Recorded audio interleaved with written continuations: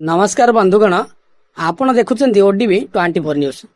पश्चिमबंग विधानसभा निर्वाचन 2026 आज प्रथम पर्याय मतदान शेष हो जाइए, किंतु यही मतदान केवल भोट देवारे सीमित नथिला, बरम पश्चिमबंगर विभिन्न स्थान आसी हिंसा, बोमामाड़ एवं संघर्षर भयंकर खबर।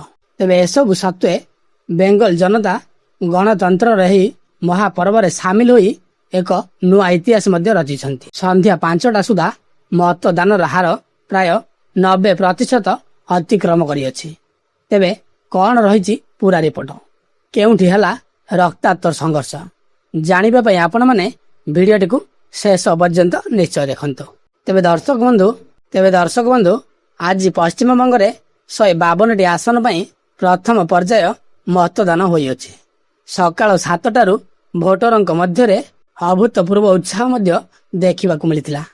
प्रबल गरम सत्वे भोटर माने बाहर को आसी निजर मताधिकारी साब्यस्त करिसंती। निर्वाचन कमिशन तथ्य अनुसार संध्या 5टा सुधा पश्चिम बंग प्राय 90% मतदान हो सारी, जहाँ गत किछि वर्ष रेकर्ड को मध्य भांगी दे अछि। तेबे ही मतदान आरंभ विभिन्न पोलिंग बूथ रे भोट देबा लगी लोकंकर लंबा धाड़ी मध्य देखिबाकु मिलिथिला।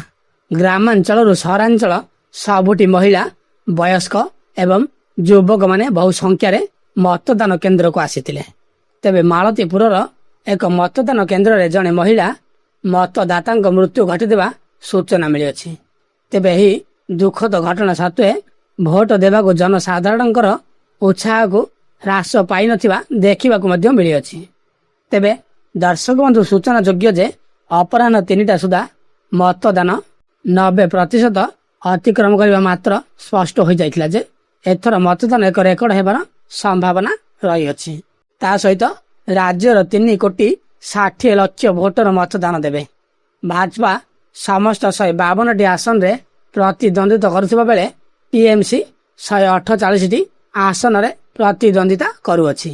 तेबे एहाकु नै निर्वाचन कमिशन एही सब घटना उपरे कड़ा नजर रखिबा सह जिला प्रशासन ठारू रिपोर्ट मध्य तलब करिसंती एवं एही अत्यधिक मतदान को नै प्रधानमंत्री नरेंद्र मोदी एवं मुख्यमंत्री ममता बनर्जी परस्पर को टार्गेट करिसंती। पीएम मोदी कहिसंती जे एही भारी मतदान परिवर्तनर संकेत देउछि। अन्य बटे ममता बनर्जी दृढ़ोक्ति प्रकाश करी से मध्य कहिसंती पश्चिम बंगर जनता पुणी थरे टीएमसी उपरे भरोसा करिसंती।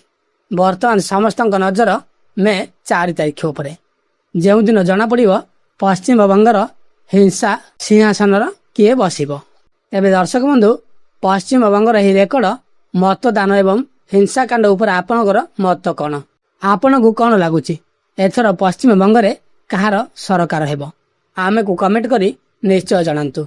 निर्वाचन संपर्कित समस्त अपडेट पई आम चैनल ओडीबी 24 न्यूज को मध्य सब्सक्राइबर करबा भूलंतु नाही। तेबे दर्शक बंधु, वर्तमान पई विदा दियंतु। पुणी देखा हबो परवर्ती वीडियो रे। जय जगन्नाथ।